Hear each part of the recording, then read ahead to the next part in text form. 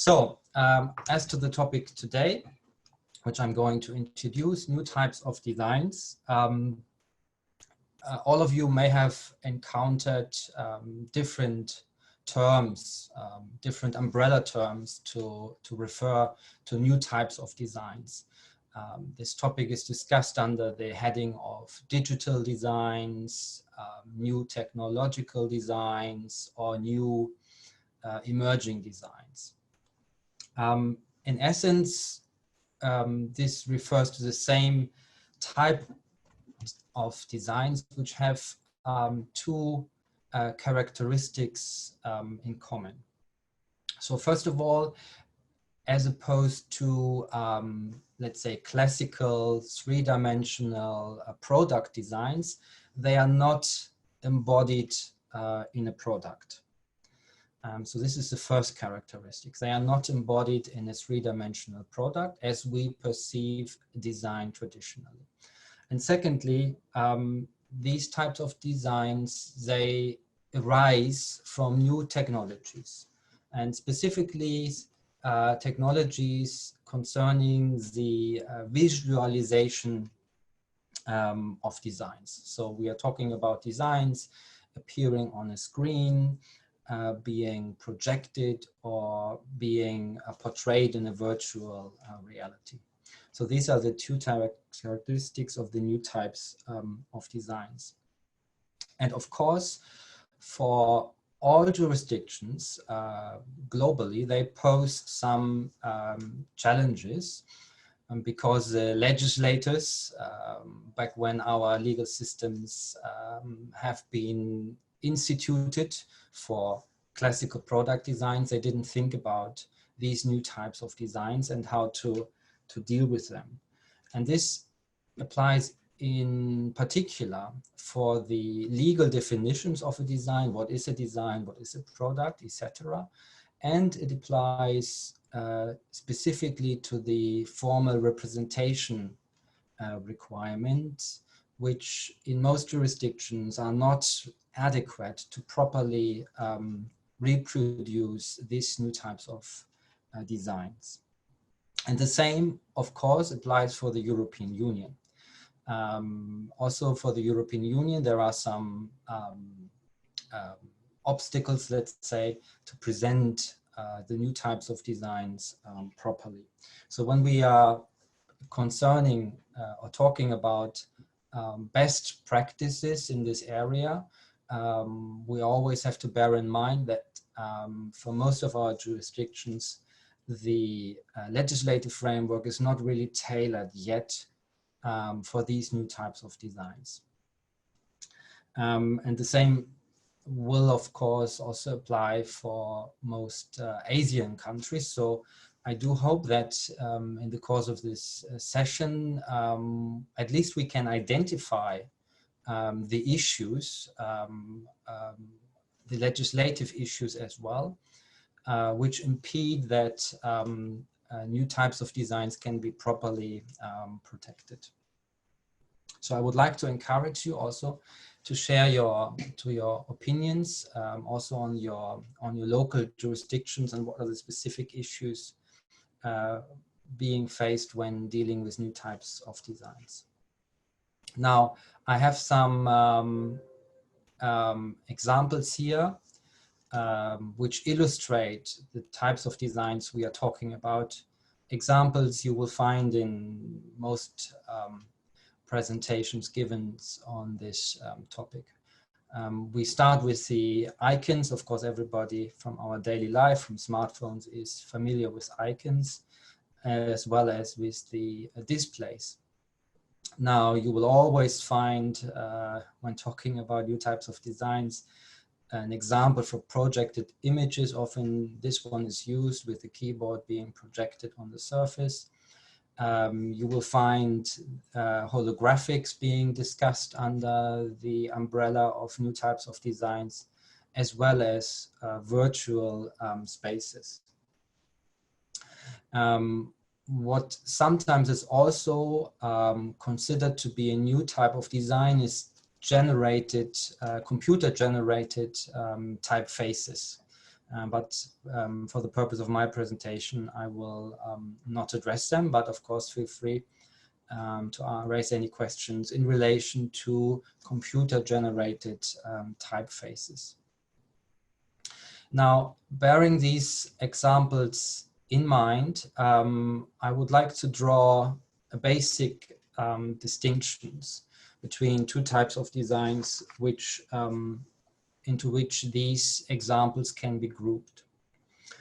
First of all, we are talking about graphical user interfaces, or GUIs. Graphical user interfaces, as you will be aware of course, allow users, humans, to interact with machines. So typically we're talking about screens, touch screens, where the user can interact with a smartphone, with a computer, or any other device. And as the name implies, graphical user interface, of course, design rights are a very suitable type of IP right to protect graphical user interfaces. However, when talking about the interaction between humans and machines, this is not necessarily only a matter of a visual interaction between human and machines. The interaction can also be a matter of the touch as one of our other human senses. When we manage our smartphones, for instance, vibration is also used as a mean to transform information from the device to the human. But of course, the touch, the vibration cannot be protected by the design. Another important human sense, of course, to interact with machines is the sound. No, we can control our devices by speaking as well. And again, designs are not covering, of course, this sound channel between human and machines. So when a graphical user interface is combined with vibration, with the sound, the design right as such, of course, is limited only to protect the graphical, the visual appearance of the interface and not the other channels. When we consider the whole, the only possible means to protect it, the combination of all these channels, would be a copyright. So the design right in that respect is not the appropriate one, but for the visual one, of course, graphical user interfaces in the form of icons or displays or any other interfaces is suitable. Now, the second big group, for this I have used the term now virtual reality, and this covers the projected images, it covers virtual spaces. You may also consider that it covers holographics and any other new type of design. As opposed to graphical user interface faces, virtual reality designs are hard to find, are rarely to be found. You may expect from my presentation to give you plenty of examples for virtual reality designs, but in fact, we do not have them yet, and I will give you the reasons later on, of course.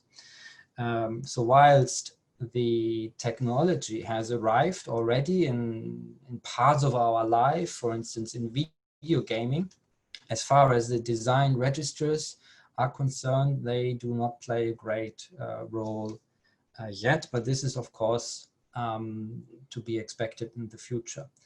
And one example I have in mind, which I'm sure we will see in the registers, are any virtual reality designs for online shopping. No, this, from my point of view at least, is a development to be expected, that the high streets where you go into a shop will be replaced not only by what you currently see, the online marketing platforms, but by more advanced online shopping forms, which gives you a more of a realistic feeling of to go into a shop, to meet an assistant, a virtual assistant, giving you advice of how to put on clothing and so on. So this is to be expected.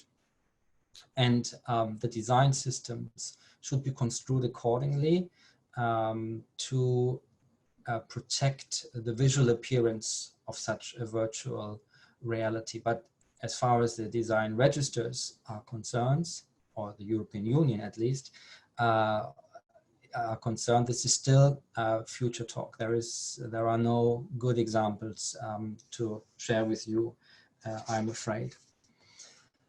Now, as I have stated, graphical user interfaces, as opposed to virtual reality, they are already a very significant types of designs. And you can see here a statistic for registered community designs applications, from which you can infer that really from the year 2009 onwards, there is a huge growth reflected in the relevant Locarno class, which is class 1404, which contains screen displays and icons and other types of graphical user interfaces. And in fact, during that time, 2010, so 10 years ago, it was predicted that by now we would see more of these new types of design in the register overall than for classical product design. So more digital designs than product designs, which is not true either, but still it has become one of the most important Locarno classes, reflecting that there is a huge demand from part of the industry to protect graphical user interfaces. And this is also very well reflected in the next statistics for international registrations. And in fact, as you can see here, the relevant class 14 for international registrations is #1. So this is the class for which most designs are filed on a global basis for international registrations. And in addition to that, you also see that in class 32, in which you can also find graphical user interfaces, depending on the jurisdictions, also features prominently in this top 10 list of designs. Now, what I have said initially on these new types of designs and the two essential characteristics, this is also often referred to as virtual migration. So the migration from product design to a more virtual design, or from a three-dimensional product to a two-dimensional graphic or to a virtual space, in which the design has no physical embodiment any longer, and different to classical product designs, typically also these new types of designs, they have some type of fluid features. So there is some animation at stake, and also, of course, interaction. So this is the core of a graphical user interface, that it also interacts. So it may be that upon interacting with it, the features also change to have some animation or interaction. My apologies. Now, to understand new types of designs better, and to understand how they fit into the legal systems which, as I have said, have not been construed really to cater for new types of designs. To understand this, from my point of view, it is very helpful to draw a distinction between three categories of designs. Three categories which you find in some jurisdictions reflected more or less. The first category, this is with what we are all familiar with, of course, and which all jurisdictions acknowledge as the core element of design, and this is the product design. This you will find around the globe for any design protection system. Now, the next category, jurisdictions are already divided. You will find that some jurisdictions acknowledge graphic designs and others don't. So graphic designs is just a two-dimensional graphic, like you can see here, the crocodile. For some jurisdictions, graphical design is not a matter of the design law, but they may only be protected by copyright or by figurative trademarks, for instance. Jurisdictions which acknowledge graphical designs, they have no issue with also acknowledging the protection of icons, for instance, which are in essence graphical designs. And then the third category we are dealing with is what I have referred to here as space, or in other words as environmental design. So this is the interior design and other design of spaces, let's say. And this is acknowledged in even less jurisdictions, but you do need, of course, the acknowledgement of this design of the environment to also make the next step to protect a virtual environment, a virtual reality. If the design systems do not acknowledge that a space or an environment can be designed as such, as you can say here, of course, such a jurisdiction has difficulties also to acknowledge that there can be a virtual reality being protected by design. Now, for the European Union, the legislator, again, did not had new types of designs in mind, but luckily we have a fairly wide definition of what may constitute a product.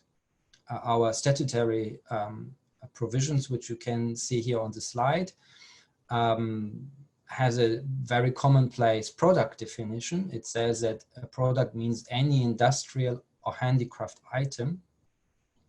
But this provision also lists some examples of what these items may constitute. And you will see that in the European Union, graphical symbols are an example for handicraft items. So for the European Union, the second category, graphical design, is acknowledged, and therefore icons, displays, etc. can be easily protected. They fall under the definition of a design. As far as the third category is concerned, in the European Union, we do not have an express acknowledgement that this can be a design as well. The only point you have is that get-ups are an example in the product definition. And of course, get-ups primarily means the get-up of a product, the labeling, etc. But we understand, at least at EU level, that get-up may also encompass spaces or an environment. So this is why, as far as the European Union is concerned, at least at EU level, we register also environments as a design, or the space as a design. But I have to inform you that not all the member states of the European Union, even though we share the same common definitions, also have this understanding. So the next slide shows you a little bit this development which took place in the interpretation of the law, let's say. You will find here on the left-hand side a cubicle design for a bathroom. And there you can see that all the items are attached to one another. And then this is an item which easily falls under the definition of a handicraft item. So this is where the European Union, we started to register from the outset without any issue. This type of designs. And then, as a matter of case law and practical development, we also acknowledged that spaces, as you can see here in the second image, may constitute a design. And then as a third step, of course, we can also acknowledge that a virtual reality, a virtual environment, can be protected as a design.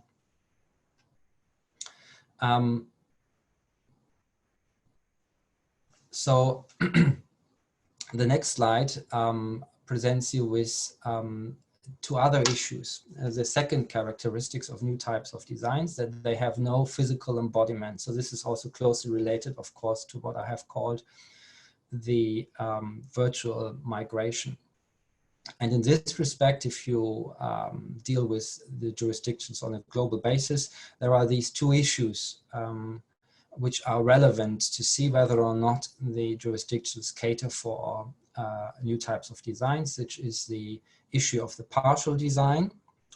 So as most of you know, some jurisdictions do not recognize partial designs. So when you are talking about a graphical user interface, you also need to show the device portraying the graphical user interface for the protection, which limits the usefulness of the design, because graphical user interfaces are applied across different designs. And then the second issue, which you find, is a product indication. For some jurisdictions, the product indication limits the scope of protection. So it is only actually then also protected for the device in question, even though it is used across various devices. And then thirdly, and with this topic, I will conclude my presentation.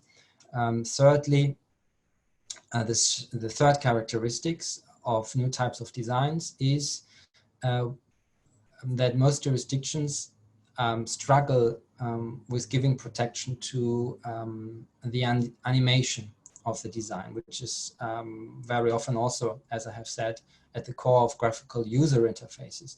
And they struggle in two respects. First of all, when dealing with animation, it becomes unclear what is the subject matter of protection. Specifically, is it also the standstills, or is it also the progression of the features? This is the first issue. And the second issue, and this is also shared by the European Union, our design systems, as I've said, were not properly construed mostly in terms of the formal representation requirements to show the animation and the interaction appropriately in our registers. And to give you an example, so this is according to the European Union system at EU level for registered community designs, how an animation may be reproduced. We only have a maximum number of 7 static views which can represent a design, and it is possible to show some animation, as you can see here from the example of the display of a dot wandering on the screen and changing its color. But as this also implies, the appropriate reproduction of animation is very limited to these very simple graphics. The European Union design system, at least, is not equipped yet to show animation of a design appropriately, but this for sure is a matter which will be changed in a future legal reform in the European Union. This is also a point I'm very curious to learn about the jurisdictions from the ASEAN countries, whether they are better equipped to show animation appropriately. And then I have also reproduced some examples you can find in your slides, which may serve for our discussions. And then also at the end of my presentation, you will find some references to some international studies and recommendations concerning this topic. from ID5 offices. These are the offices of the EUIPO, China, US, Japan, and South Korea, which have conducted some studies, including on the practices on protection of new technological designs. And you will also find many discussions taking place at the World Intellectual Property Office. And there you also have references where you can find material for further reading. And with this, I like to conclude my presentation. Thank you for listening. And again, I am looking forward to a lively debate. Yes. See you on Thursday.